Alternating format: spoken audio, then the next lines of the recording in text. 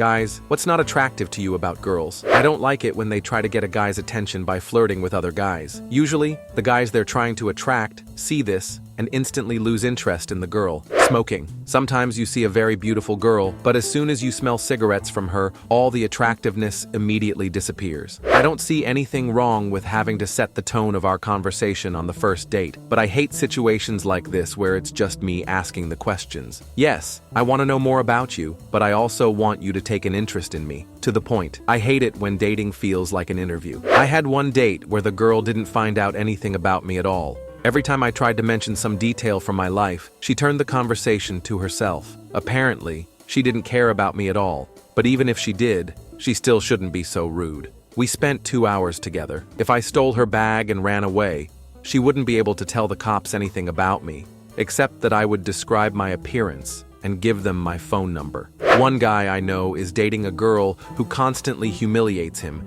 justifying it by saying that she's joking like that. He kind of plays along with her, but after the third joke in a row about his micro saliva, it usually stops being funny.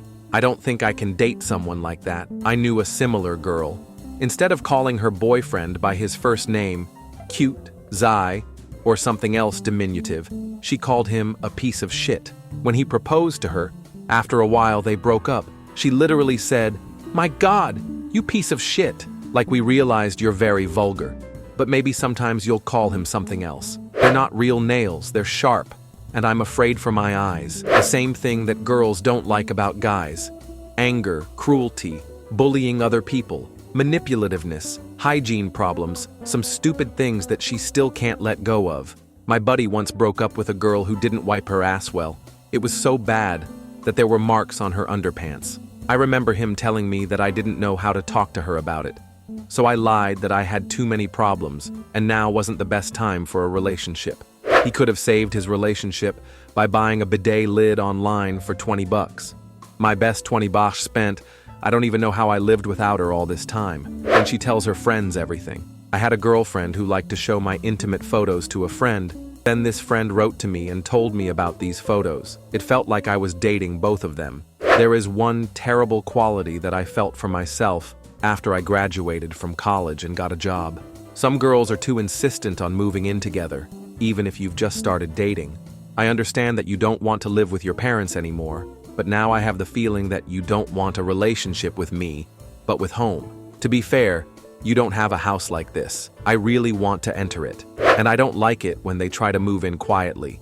When a girl brings more and more of her things to your house, and one day, she doesn't have a reason to go anymore.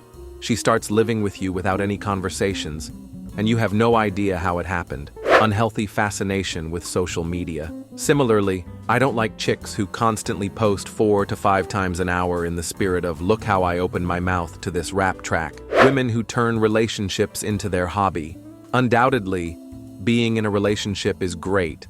It requires attention and time, but it is not the only component of life. I can immediately recall several of my relationships when women constantly called me at work and tried to monopolize 100% of my time. I remember how many of them were offended and angry at me when I explained to them that I had other hobbies unrelated to them. Many of these ladies are very worried that men are playing computer games, relaxing with friends, and so on. Damn. I don't spend all my time on this, just a few hours a week at most. There are too many divorced people who have nothing going on in their lives at all, and therefore they are trying their best to turn their relationship into a permanent hobby. I was very happy when I met my wife.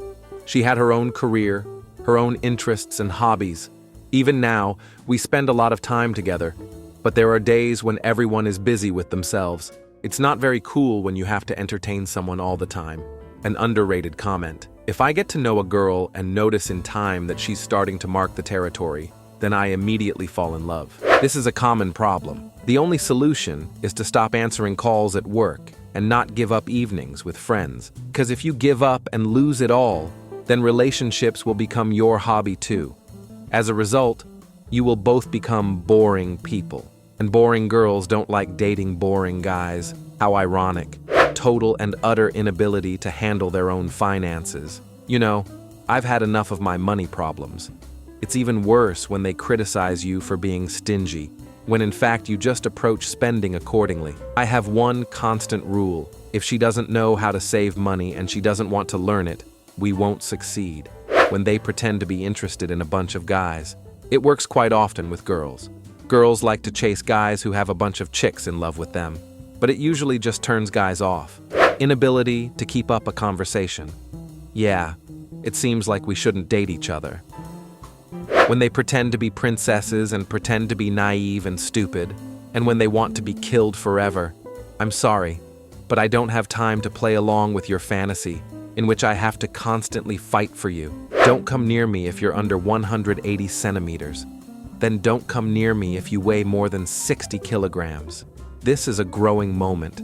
I've never understood it. I'm 162 centimeters tall, and any guy taller than 173 to 175 centimeters seems tall to me. I don't see any difference between 179 centimeters and 188. Although I would also prefer to date a guy who is a few centimeters taller than me in order to be shorter than him when I'm wearing heels. But I think these strict standards are meaningless. I'm sure it's because girls get really turned on when they look us in the nose.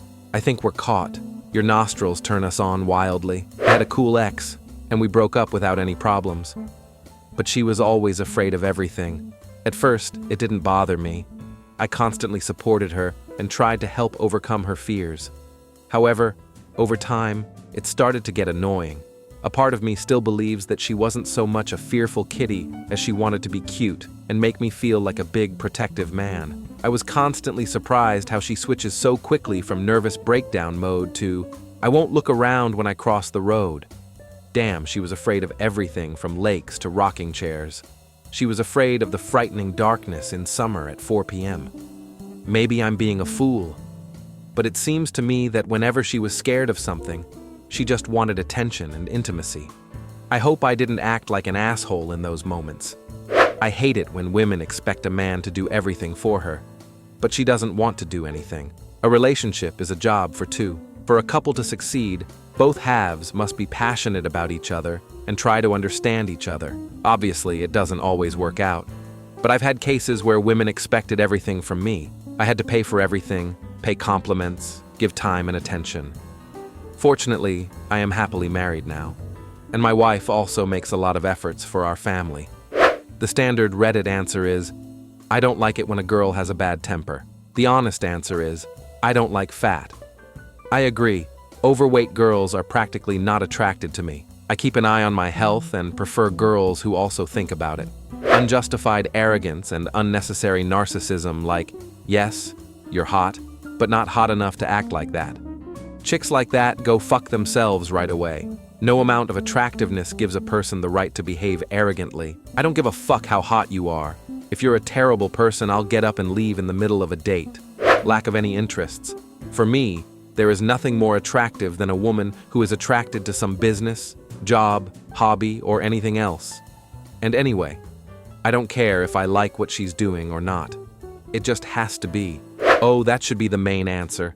I just refuse to believe that there are people aged 24 to 35 who haven't developed any interests in their entire lives. However, it seems that there are a majority of them. Our daily routine can be very stressful, and people without any hobbies or interests don't understand why we do it. They look at it as a waste of time and money. But people need to spend time on themselves. If you have no interests and you don't spend time on yourself, then you are most likely a boring person. So you play computer games? Do you get paid for this? No? Then why? Are you a child? And I like to eat well and sleep. I read memes on Facebook. I hate it when girls refuse to listen to other people's opinions. Poor hygiene. I love fat girls and even ugly ones. But if you smell like shit, goodbye. If you look like you're taking care of yourself, then it will have a very positive effect on your attractiveness, regardless of your physique. Many overweight people should pay attention to this. I weigh 131 kilograms, but I am very responsible about my hygiene. Yes, I still need more time to find a mate than my skinny friends, but that doesn't free me from self-care. Subscribe to our channel and watch our other videos. Write in the comments, which story do you remember the most?